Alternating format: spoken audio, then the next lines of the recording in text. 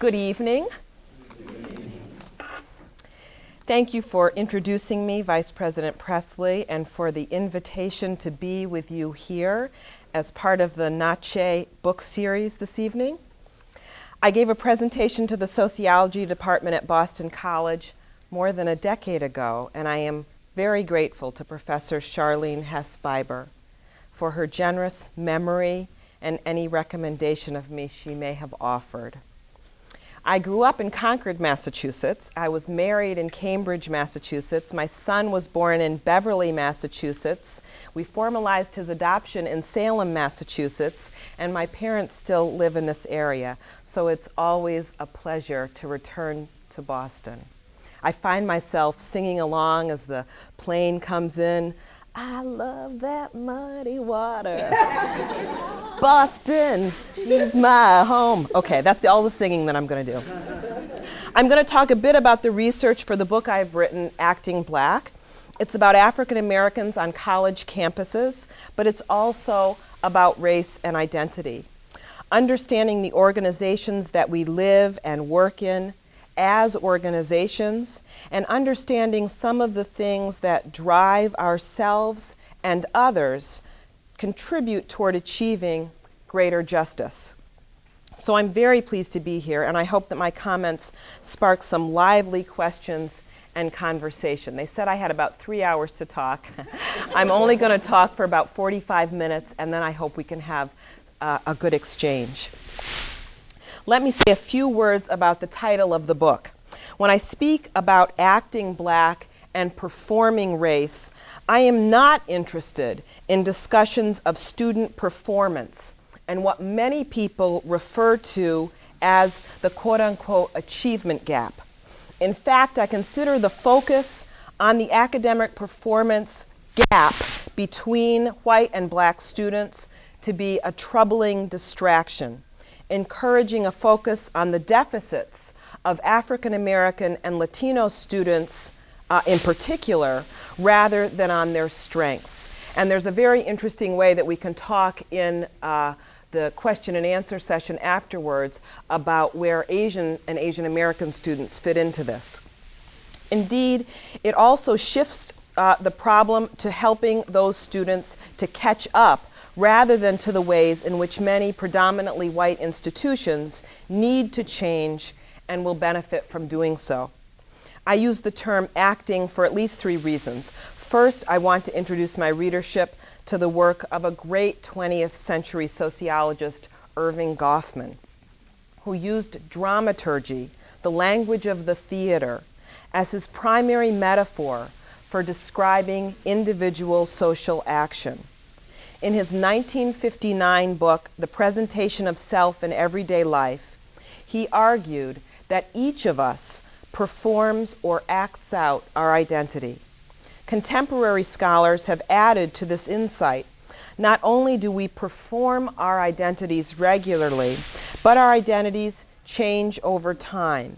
And the ways that certain identities that are culturally proscribed are ritualistically performed under a kind of social coercion is usually invisible to us.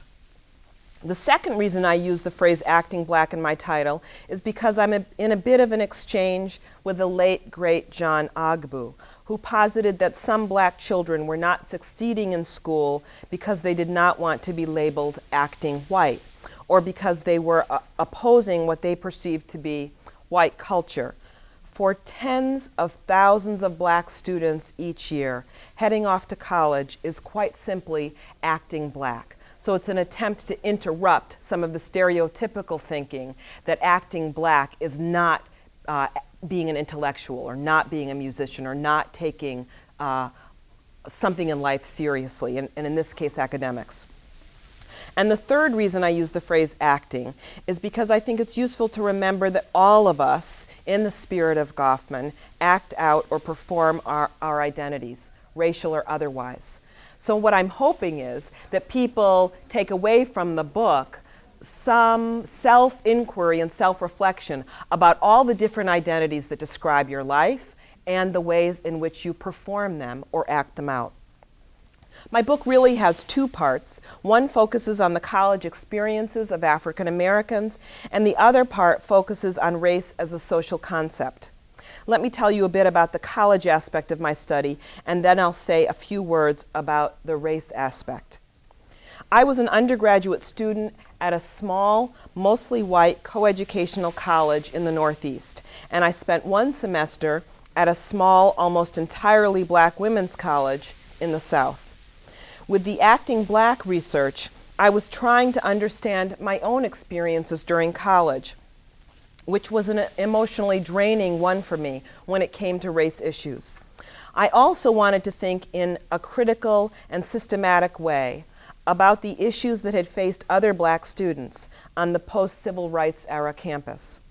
I decided to interview men and women who were alumni and had all had a chance to think about college from a distance. For those of you who are in college now, I'm sure you think about high school differently than you did when you were in it. So I wanted to talk to college alumni who already had a little bit of a distance to think about their experience.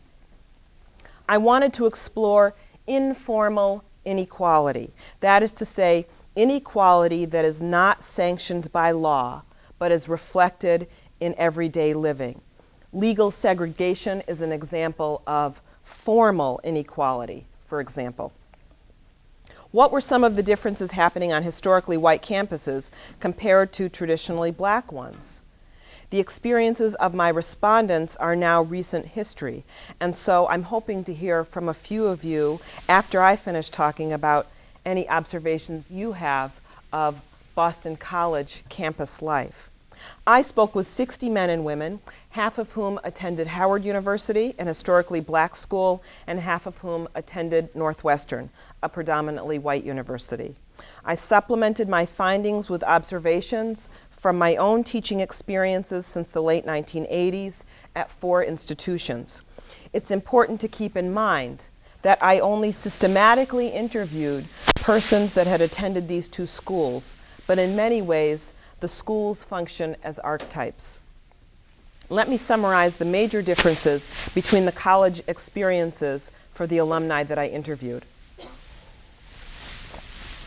I had assumed that all alumni I interviewed would have made their choices to attend one or the other school because of ideas of racial commitment.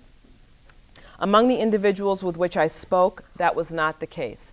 In other words, I thought you choose a black college because you're pro-African American, you're pro-black people, you want to learn about your heritage. You choose a predominantly white college for other reasons that I didn't have quite clear in my mind. But that was my informal hypothesis going into this. There were those students who grew up in all white or all black settings that made the decision that they wanted to immerse themselves in a completely different environment from that which they'd grown up in. But most of my respondents said that financial aid package was their primary reason for making their final choice. That some combination of grants and loans made their families say, yeah, that's the college for you, right? And so that was a little bit of a wake-up call too. It was kind of a reality check that people don't always make decisions based on political ideology, but also what they can and can't afford. With few exceptions, Howard alums raved about their school, even those who did not have a pleasant experience there. They were devoted to it. They defended it. They spoke about the passion as a highly significant touchstone in their development. The Howard alums in my study saw their alma mater as having contributed to their confidence in themselves as African Americans, as persons who can deal with a variety of people, and as having gained knowledge and appreciation of African and African American history that they would not have otherwise had. The Northwestern alums were much more ambivalent. While a slim majority of the folks I spoke with would attend NU again, it was because they were unequivocal that attendance there had boosted their careers. At the same time, they prefaced their answers to the question of whether they'd repeat the Northwestern experience with phrases like, oh God, that's a tough one, or I don't know if a person should have to endure so much pain in college. And while my experience was probably more positive than negative, I don't think any other choice would have been necessarily any better. Several Northwestern alums told me they would like to send their children to historically black schools because, quote, my university didn't reinforce building a positive self-image for blacks, unquote. There were 4 aspects of the HBCU, the historically black college experience, that alums noted that I argue contributed to that overall sense of devotion to and good feeling about the university. First, they talked about the opportunity to pursue 4 years of education without having to navigate, respond to, and metabolize implicit and explicit racism. Second, Howard alums were grateful for the chance to be anonymous when and if they chose. One simply did not stand out as a black student or a student of color on Howard's campus. For many, this lack of surveillance was welcome after high school or a neighborhood experience of being under the spotlight. Third, several alums were able to develop, invent, rehearse, and cultivate aspects of their personalities that were not primarily racial. And fourth, alums trusted that their Howard professors all had confidence in them. Keeping all of these positive things in mind, there were aspects of the Howard experience that emerge from most of my interviews that reveal the challenges with which the university continues to struggle. Alums complained of bureaucratic inefficiency in terms of housing and financial aid especially. Negative attitudes of staff toward students and students toward staff, and tensions between students and the people in the poor and working class black neighborhood that surrounds the university.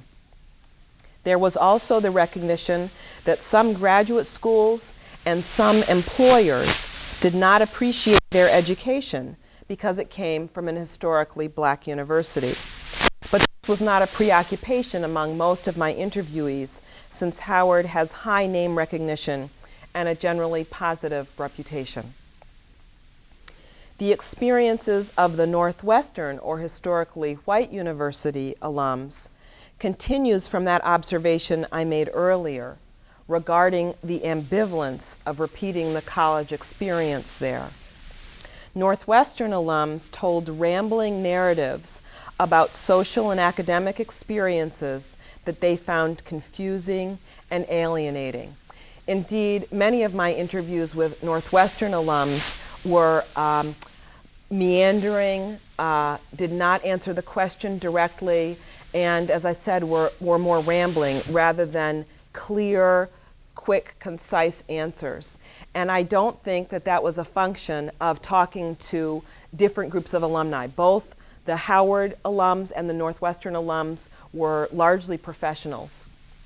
And I think part of what was going on is a reflection of the ambivalence of the college experience, and it showed itself in answering questions differently.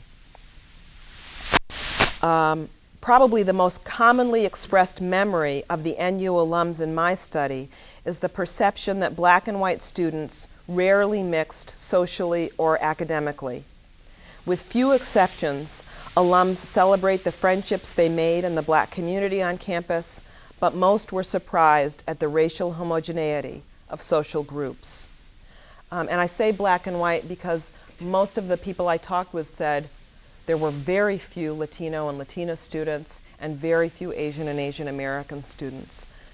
So that's also interesting, and that may have changed since I completed the research 15 years ago. They wondered out loud to me whether the university's administrators and faculty could have helped to facilitate racial integration on campus. And they noted social pressures they exerted on each other to keep blacks in and whites out when they felt embattled. So when there were situations on campus of racism that most people agreed were racist, the black community would come together even more tightly and would negatively sanction other black members of the community from pursuing friendships outside the black community, right? Faculty and staff mentors stand out more among the Northwestern alumni than they do at historically black Howard. I think this is because at the white university, this particular kind of relationship felt more necessary. There were lots of stories of navigating murky waters of an environment where people talked about the institution as beyond racism or beyond race. Several individuals I interviewed asked me questions like, well, what does it mean if your professor loses your final exam? If your advisor is uninterested in seeing you? If the white kid in front of you on registration day strikes up a conversation with the white kid to their left, but not with you? If you're never invited to pledge a non-black fraternity or sorority? If you find yourself on a dormitory hall after room draw with a dozen other black kids? How do you handle being the only black student in advanced calculus? How do you negotiate your high expectations of the few black faculty on campus? The clear positive note that almost all Northwestern alums sounded was the prestige, as I said before, that having gone to Northwestern had for getting into graduate school and their mobility in the work world. That's a snapshot of the experiences alums told me about, and I'd be glad to offer more details during questions. The second half of the book is about race. After I turned off the tape recorder, many of my respondents began talking to me about what it meant to them to be black, how they dealt with their own and others' expectations of them as African Americans, how their sense of themselves changed over 4 years and into adulthood, even sometimes from one conversation to the next, and what it meant for them to be seen as acting black in one setting and acting white in another. I began to recognize that the way sociologists have talked about race as something about which one is completely out of control, that circumscribes our life chances, our potential healthfulness, our likelihood to go to prison, to achieve a certain amount of education, to have children at a certain age, to marry, and so forth. This way of looking at race obscures the ways that we as individuals push and pull each other, contract and expand the meanings of our identities. Let me give you a couple of examples. One alum of Northwestern remembers using the racial expectations of most whites in a conscious and explicit way. By mimicking expectations, she was able to undermine the construction of blackness to which she knew some white adults she met were loyal. Christine said to me, I remember one of my sorority sisters had a white roommate. This roommate was extremely rich. Her name was Sally. You know, of course, I've changed all their names. And Pat, my sorority sister, Christine continued, was her roommate. Sally was flexible, and she realized that the whole time while she had been growing up, her parents told her that blacks were this and blacks were that, the whole stereotypical thing. So when she came to Northwestern, it was like she was smart. You know, she realized, you're just like me. She had a car, and you weren't supposed to have a car freshman year, but she knew somebody in the administration at Northwestern, so she was able to have a car. This just tells you how rich she was. Her mom and her sister, and they all came up, and so what we did is give them the stereotypical black. And Sally pretended like she had assimilated so well to her black roommate that now she was like us. And I say, oh my goodness.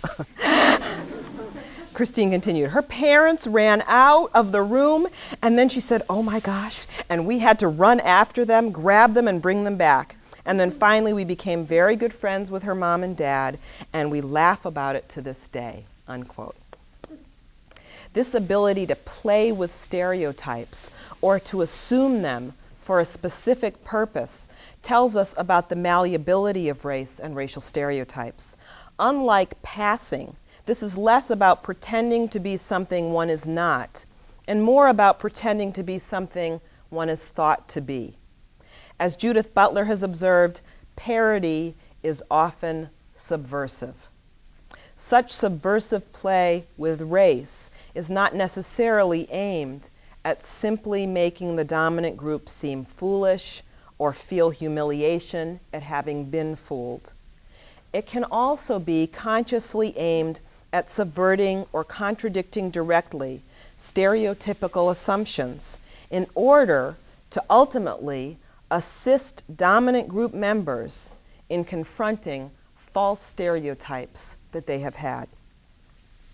When I asked Matthew if he remembered his expectations about attending college before he got to Howard, he said, "Oh yes, I was scared to death.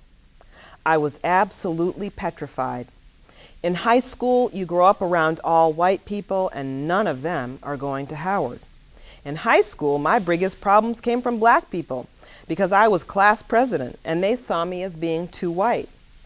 And I'm thinking, oh my goodness, I'm going to go to a black school and these people are going to harass me and I'm going to hate it.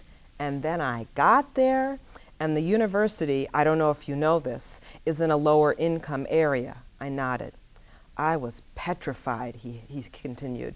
"I had never even seen a housing project before. I guess I had very low expectations in terms of me getting along with people. I thought that everyone was going to hate me and that everyone was going to tell me I talk like I was white.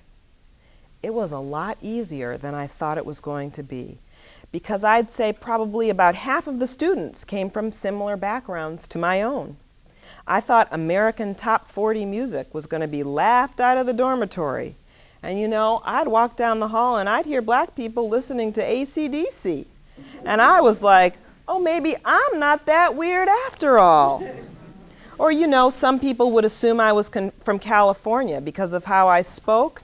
And I was like, no, that's just how people talk in suburbia. You know, it's not just a valley kind of a thing, unquote.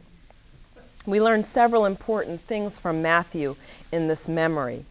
One, he believes he was successful in convincing other African Americans of his own authentic, if different, black experience.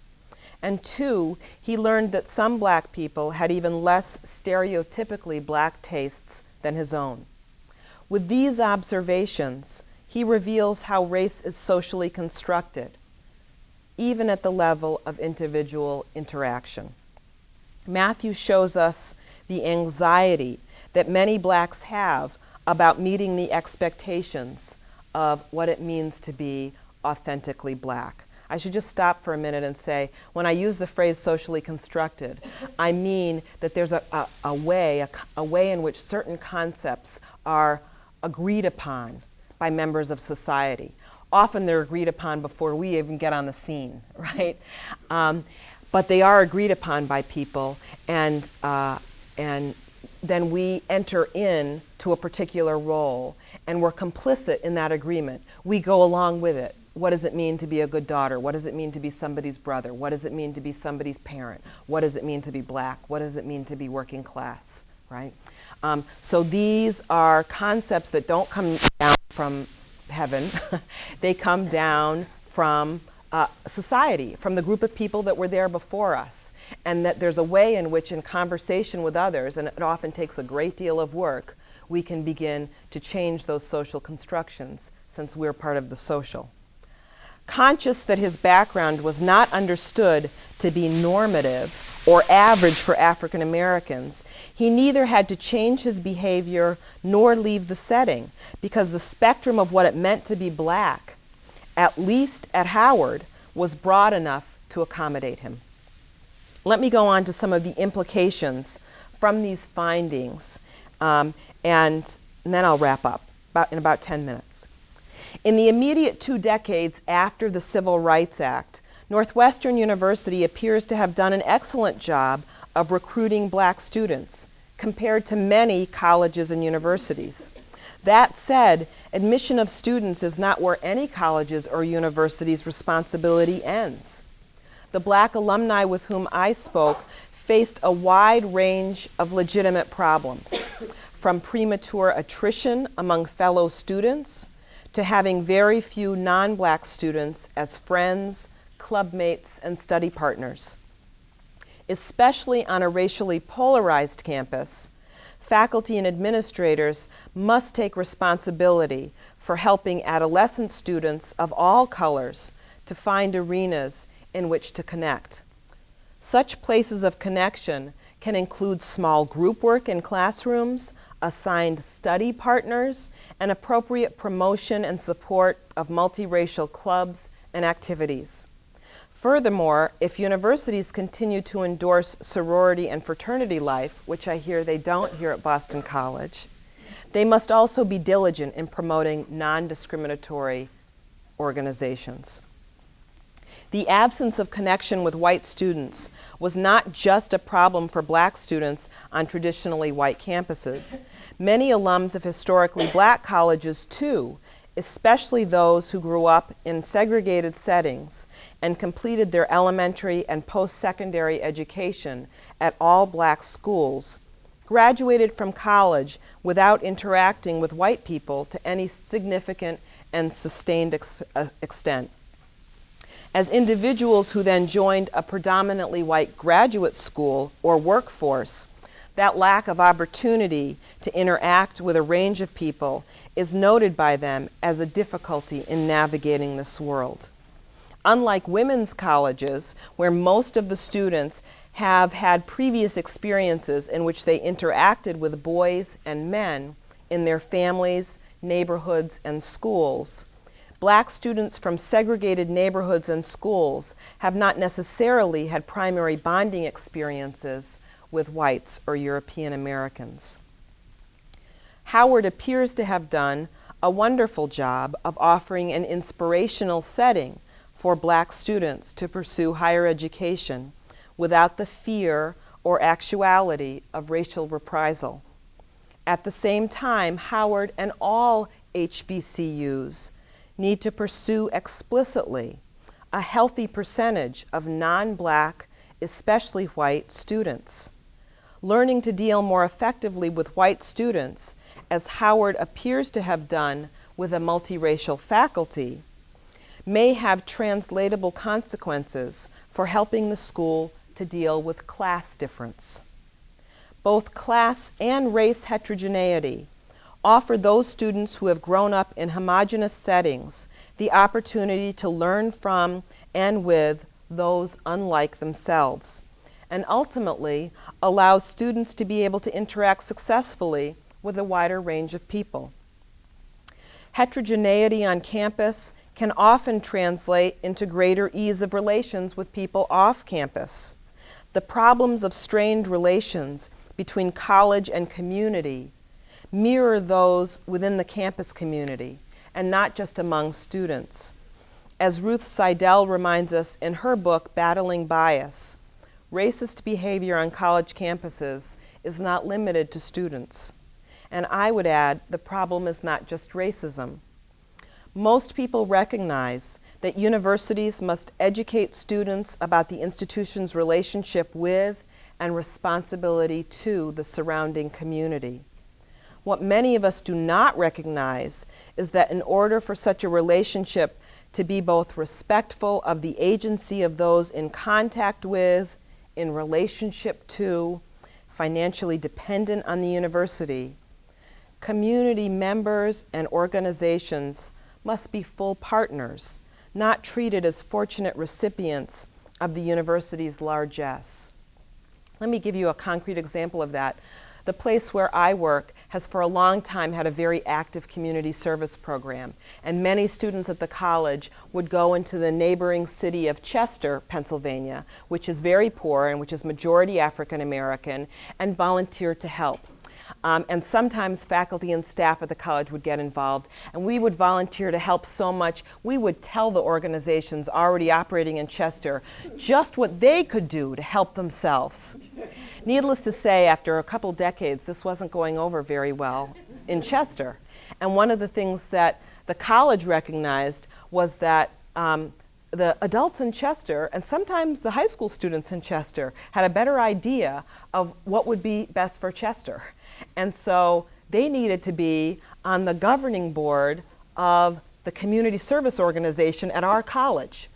They were not students, they were not staff, they were not administrators, but they needed to be on the governing board of the organization that determined what kind of community service projects we would do there, who they would help, and what the relationship would look like. Second, town-gown relations must be preceded by the work of consensus building, where explicit discussions take place among representatives from every facet of the university about its mission. In addition, discussion should also focus on elitism and classism and racism and other relationships of privilege and oppression. Basically, all colleges and universities that say that social justice is important to them need to have difficult conversations among all of the constituents of the university and need to be involved in saying what's important to them, no matter how uncomfortable or how off limits the subject matter is in that university, right? This is time-consuming and uncomfortable work, but it is never gratuitous, and it is work that must be undertaken by all members of the college and university community, including administrators, faculty, janitorial, secretarial, and food service support staff. Despite claims made by conservative scholars that ethnic studies programs and social justice courses only fuel campus separatism and replace traditional or valid courses, ethnic studies programs offer both minority and majority students more holistic and accurate representations of history, literature, philosophy, religion, and politics. Complaints about rigor and intellectual relevance can be lobbed at any department or program from those who do not appreciate the intellectual and communal work that the program is trying to do. More accurate information with more rigorous investigation and debate is always better. We really don't have anything to fear from gathering knowledge. For those in the society with a false sense of their own inferiority, and that is often, I've learned a new term here, AHANA, right? That is often AHANA students and even some AHANA faculty.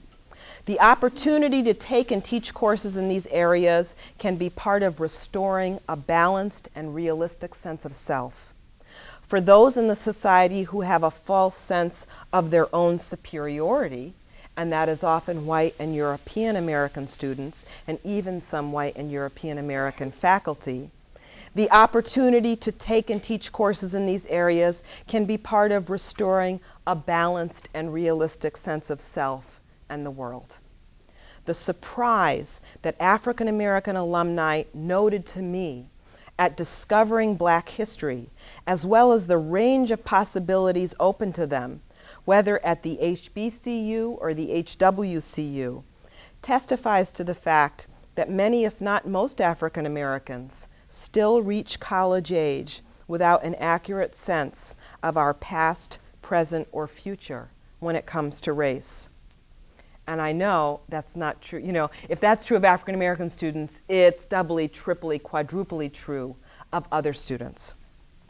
Students need to be explicitly taught, all students do, about the complexities of the histories of all people, and helped to understand that each of us has a claim to dignity based on past achievement and potential achievement.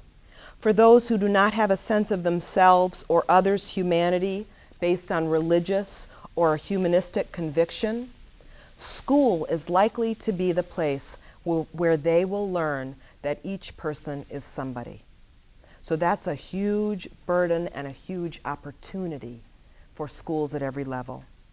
For those who grow up in homogeneous neighborhoods, school and television are often the only places where they see the possibilities for their lives, particularly students of color.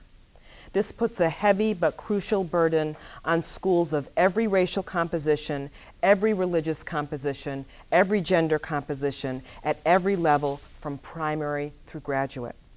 That said, race-specific strategies are not enough to allow all of us to transcend the way history and human claims for dignity have long been made. Race-specific strategies alone do not allow students to locate the sources for their dignity outside of those histories. So they're crucial and they're necessary, but they are not sufficient. What then is the charge those of us who make up the communities of colleges and universities face? We must sit down together as departments, as divisions, as student council groups, as groups with representative employees from out the organization to talk through crucial issues of how race, gender, and class stratification are played out with regard to staff, students, and faculty. It's important to remember that the college campus is, after all, just a context, one context. Most of us belong and participate in several contexts. But it's one context in which identity gets worked out and in which race, class, and gender relations take place. It can offer us some interesting insights, though, about the space that we give ourselves and each other to become who we feel ourselves to be, and to demand of and offer with compassion to each other the space and respect to travel this difficult journey. Thank you.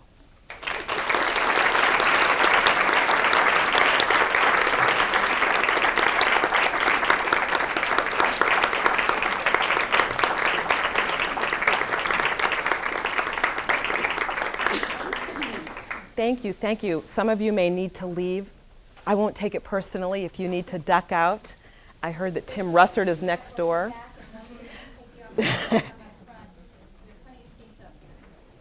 But how about if we try to take, let's say, 15 minutes for some conversation and questions and answers? How does that sound?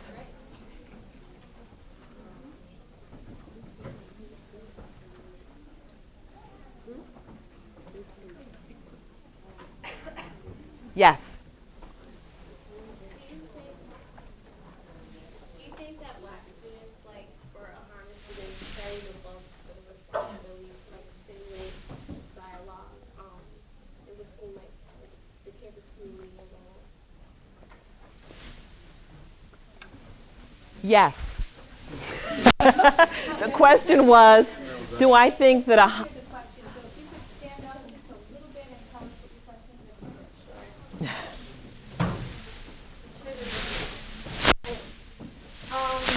What I asked is that if you think that black students in general carry the bulk of the responsibility to stimulate dialogue between all students on campus. But then don't you end up being like token black people? I think that's an interesting second question. So my answer you heard was yes. That I think, and that's not that that's what should happen, right? But that's often what does happen. I used to be a real Star Trek fan, and I'm having difficulty because the latest installment of Star Trek has just come to an end, and I'm at my wit's end, and I'm just hoping for another Star Trek show to come on. And what I like so much about it is what a lot of people liked about Westerns, which was, and it may seem a little ironic, that in Westerns often the focus was on the past, but it was really working out social issues that were happening at the time the movie was made. And what I like about Star Trek is that it's in the future, but it's really working out issues of difference that are happening in the present. In one of the incarnations of Star Trek, there was this Romulan warbird. Maybe some of you will remember this. I think that's the case. The the International Starfleet Group was at war, the Federation, thank you, was at war for a while with the Romulans, and eventually they made peace with them. But there was this spaceship that, in order to fire on an enemy, it had a wonderful technology where it could cloak itself, it could be invisible, but when it fired, this is leading to someplace, I promise, but when it fired on an enemy, it took so much energy to destroy or wound its enemy, so much actual fuel energy, right, that it had to uncloak itself. And I thought, oh, this is such a wonderful metaphor. It's the guns and butter metaphor, right? You spend all this money and energy on going to war, and you are revealed. You are revealed. So how is this getting back to your question? Those of us, it's not an accident that some of the first people to protest patriarchy and sexism were women. It's not an accident that some of the people who are most sensitive to and see and appreciate anti-Semitism are Jewish. It's not an accident that black students, students of color, see and feel racism, even in its implicit manifestations, more than white students or majority students. And that is because when you are the target, that which is oppressing you is revealed, right? So it's not to say that we can't learn to see more clearly even if we're not the target. In fact, I think that's a supremely human capability and responsibility, right? To know that we probably won't see as carefully if we're not the target of some kind of oppressive or cruel behavior, but we can school ourselves in being sensitive to seeing it more carefully, both in others and in ourselves. But before we even see it, we don't have to see it, we don't have to know it's there in order to respect the experiences of those who say they feel it, right? And that's the first big leap. If we respect each other, take each other seriously, then we can begin to also take the responsibility for, we can begin to acknowledge that there's oppression that we don't see, that we need to figure out, that we need to learn about, and we can begin to take responsibility. So the short answer to your question is yes. You know, any group, but in this particular question, AHANA students are going to see things that other students are, and they're going to bear the responsibility for initiating those conversations and saying, whoa, wait a minute, you know, I find this problematic, I find this offensive, this is difficult for me, this is hurtful, I need to engage you in some conversation here, you know, I'm uncomfortable doing it, but we need to do this. We need to talk about this. And it is also a difficult and an unfair burden. It's both of those. And I think the big question for us is, do we want to see our organizations transformed? That's one. And then the second question is, do I have the energy to do this right now? And you may not always have the energy to do it. You may not always have the energy to initiate, to confront, to start the conversation, to say, I gotta call you on this, right? This is making me uncomfortable, I don't like that joke. You may not always have the energy to do that.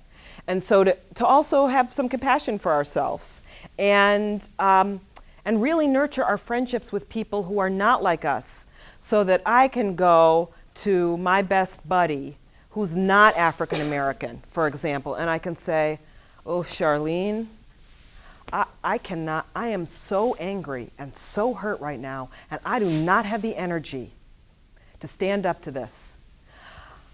Can you help me do it? Can you remind me who some of the allies are? Do you think it's a good time for us to do this now? I mean, that's where we really have to make coalition, just also for our own mental health and self-nurturance. Nurturing our friendships within the group as well. So you don't always have to do, I mean, we don't always have to solve the world's problems, but you want to think small. You want to think about your organization, the institution you participate in, what you want it to become. And yes, that's absolutely a burden. But I just love the word gratuitous because I used that before. But it's not a gratuitous one. It's not throwaway. It's not just for effect. The long-term implications are so good. Yes, sir. Yeah, I just want to stress to all the HANA students in here that it doesn't end at BC. So whenever you graduate and you matriculate and move on to whatever you're going to do, whether it's academia or you go into corporate America, you're going to encounter the same kind of issues. So just know, like you said, it's not always. It is frustrating and can be tiring to continually have to bridge the gap, but you have to do it if you want things to change. Let me just say one caveat to that, and I'll come back. There's so much also going on. I talked about this for some of you who were in Professor Hess-Biber's class. You'll hear me repeat this. But for traditionally aged college students, and by that I mean college students who are 17 to 23, for that group, college is about a lot of things. I mean, it's about academic pursuit, but it's about this very important transition in this culture from adolescence to adulthood. And that means that there are a lot of things that get worked out in this space that just happen to be worked out in the college context that really are about social maturation, social and psychological maturation. And so it can also feel completely overwhelming and dispiriting when you are engaged in whatever struggle it is. And the one thing that I would add is that it's absolutely true that these kinds of issues keep coming up. They're endemic to our whole society, so they're going to keep coming up. But that hopefully, as you continue on your chronological path, you also have a little bit better sense each year of life, who you are, right? And you have been nurturing friendships and getting better at that and figuring out how you want to be in the world. And those things actually give you a certain emotional cushion for continuing to engage the hard issues. And they give you a particular comfort. You learn how to rejuvenate yourself. And if you don't, life comes up and tells you how to. You get high blood pressure, or you have a heart attack, or you have a nervous breakdown, but there's always a wake-up call, right? And that is, you gotta pay attention to nurturing yourself, your friendships, your community relationships along the way, because they give you the energy to keep engaging these questions. Yes.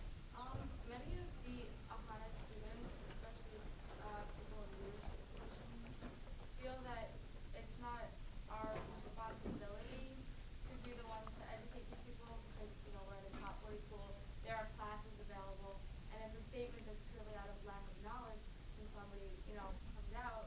A lot of people tend to just jump on their back and be like, take this class, but we're not going to teach you because we don't want to be a scapegoat. Mm-hmm. It's not something that I agree with, so how did you suggest getting around that mindset? Well, I certainly appreciate it. And I would be being dishonest with you if I didn't admit that I certainly felt that way. When I was in college, I thought, it is not my responsibility. I am sick and tired. I don't think I have to say this another time. But I really do think it's all of our responsibility. We have inherited this incredibly complicated race system, this very frustrating, deeply divisive ideology of white supremacy in this country. And it has infused every major institution. It has distorted people's sense of self. It has eroded self-confidence. It has undermined a decent and accurate teaching of history in almost every high school in the country, and it is something we are still fighting. So that being the case, that here we are, having all inherited this, and even if you are an immigrant to this country, once you step foot in this place, you are an inheritor of it too, right? Here we are. Here we are. So what I would like to say is absolutely that people who find themselves privileged, racially privileged, class privileged, religiously privileged, sexually orientation privileged, every kind of privileged, that it is even more so our responsibility.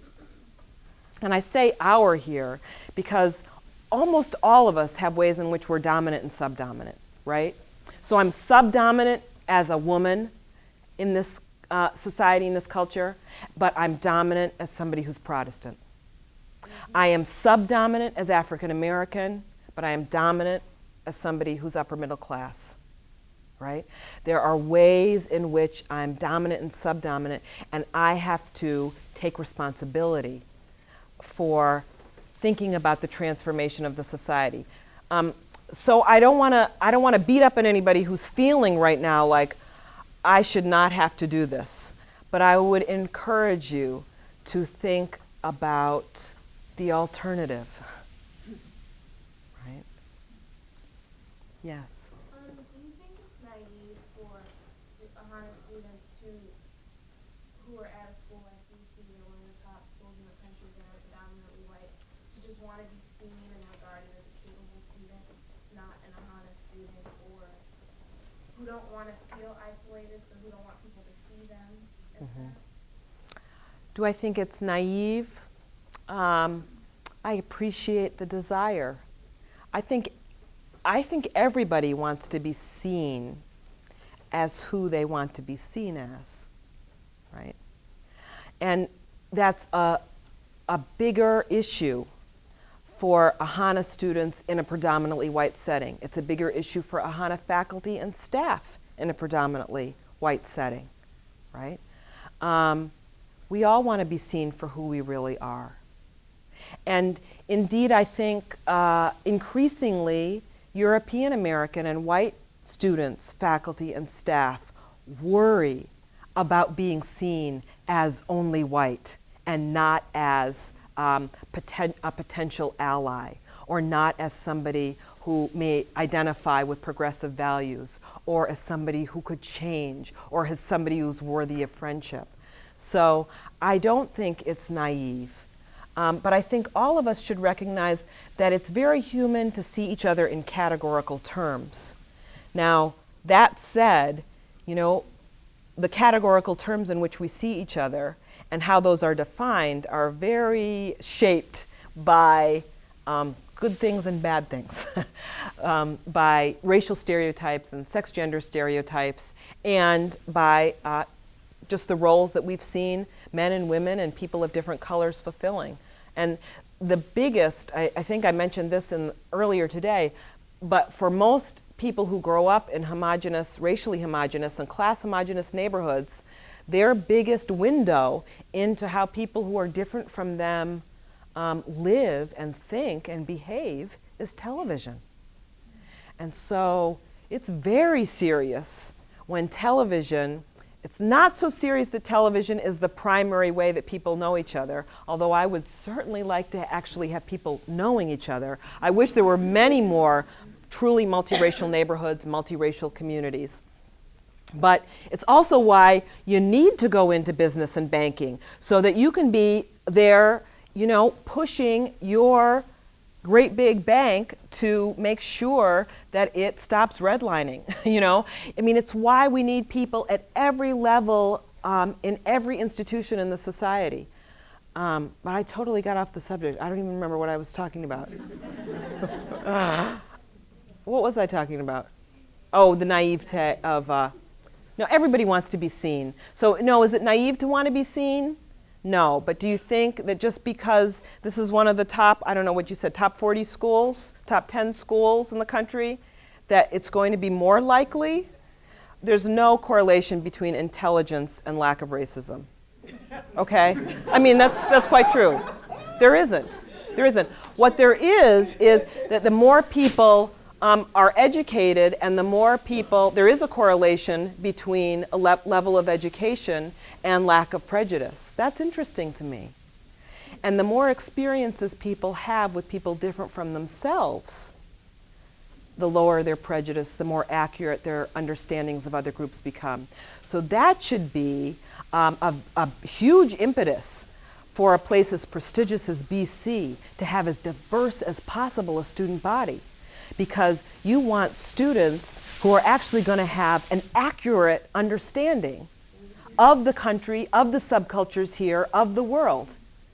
And you can't have that in a homogeneous setting. No matter how smart you are, you can't have an accurate understanding of the world. You can't have exchange of culture, subcultural ideas, if you have a racially homogeneous institution. So for that reason alone, it's important to advocate for racial and other kinds of diversity. Okay, I said we were going to go 2 more questions. How about that? Yes. Thanks very much, Professor Willie, for your comments. I'm Cynthia Young. For those of you who don't know, I'm the new director of Black Studies here at BC. So I have a question that's like taking us in a slightly different direction. So I'm thinking a lot about the kind of shape and vision for Black Studies in the 21st century, how international and all of that. So I'm curious about intraracial conflicts at both historically Black colleges and universities and white institutions, particularly around gender, sexuality, and kind of leftist politics. So what kinds of conflicts did you see in those arenas that weren't necessarily about black-white conflicts, but were about, feminist versus more patriarchal, minded folks and so on? That's an excellent question. And actually, I didn't hear as much as I wanted to. And I think part of that was the desire. As I said, even if people had a rotten experience at Howard, they still defended it, right? And I think that has also to do with some of the fear of and the responsibility of representing Howard to the outside world. That said, I heard a bit about the unwelcomeness of gays and lesbians at Howard. I heard about, I was just beginning to hear about increasing tensions between or among Jewish, Muslim, and Christian students, as the numbers of Black Muslim students in particular, but more and more also Jewish students came to be part of the college community, university community. And then the other major one was around class tensions. And the class tension one was very interesting because it was often represented as a color issue, that people who were light-skinned were affluent and were favored. And the more I talked to alums, the more I learned that that was happening less and less in actuality, but that light-skinned came to stand in for affluence or snootiness. So people could talk about somebody as light-skinned who was dark as a way of signaling, right, how they saw them acting, how they saw their loyalties. And I thought that was fascinating. And I've seen some other similar things among Native American communities, making distinctions between full blood and half blood, when in actuality, it's often not a blood quantum issue, but it's about loyalties. I had the great opportunity to be on a panel last year with Beverly Daniel Tatum, who's the president at Spelman, and she didn't decide, her senior administrative staff decided to teach her book, Why Are All the Black Kids Sitting Together in Cafeteria, for freshman orientation, because increasingly Spelman is having difficulties with the diversity of Black students who are there. And they hadn't really thought in those terms before. They thought, we're all Black women. And again, recognizing that we're Black women who come from rich backgrounds and poor backgrounds, private schools, public schools, who've been raised Southern Baptist and Muslim. And there are differences. You know, students were sitting together in the cafeteria in those groups. And so it became a way of recognizing that diversity exists within the group and of thinking about some strategies of working through it. So, I mean, I think that's going to happen more and more as African Americans and African descended people become more welcome into predominantly white organizations. The numbers, as the numbers go up, which I'm hoping they will, but we're in an interesting moment in U.S. history right now that's actually quite troubling to me. I won't say much more about that, but I think you should read the newspaper every day. It's a very serious world out there. You need to be on top of it. That as the critical mass grows of African Americans, of other people of color in what were predominantly white organizations, there's going to be a critical mass. And as that critical mass grows, new conflicts and difficulties are going to arise. That doesn't mean those organizations are doing things wrong.